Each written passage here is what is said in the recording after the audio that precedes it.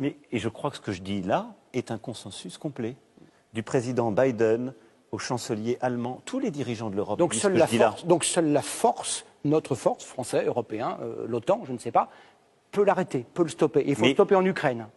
Aujourd'hui, il faut avoir, pour reprendre une vieille formule de Churchill, le nerf de la paix. Vouloir la paix, ça n'est pas choisir la défaite. Vouloir la paix aujourd'hui, ça n'est pas laisser tomber l'Ukraine. C'est faire la guerre. Vouloir la paix, non. C'est d'être crédible, d'être fort et prêt pour nous adapter au choix que la Russie ferait. Et donc, si la guerre venait à s'étendre, si la guerre venait à s'étendre en Europe, ce serait le seul choix et la seule responsabilité de la Russie.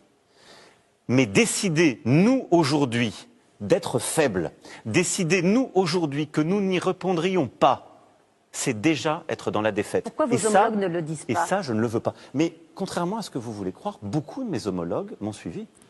J'étais quelques jours après, quelques jours après à Prague, à côté de moi, le président tchèque a dit exactement la même chose.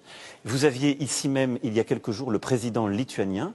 Il a dit lui-même, toutes les options doivent être ouvertes. Il a même obtenu un mandat de son Parlement pour envoyer des troupes. Ça veut dire que vous les avez convaincus? Vous êtes en train d'emmener avec vous des États? Mais comme on l'a fait à chaque fois. En février 2022, pardon, en mars 2022, à Versailles, nous avons décidé un agenda stratégique. L'agenda pour l'autonomie stratégique de l'Europe. On l'appelle encore l'agenda de Versailles. Il vaut encore et nous avons été aux avant-gardes. On a eu le débat sur la possibilité de reconnaître la candidature de l'Ukraine pour rentrer dans l'Union européenne. Il n'y avait pas grand monde.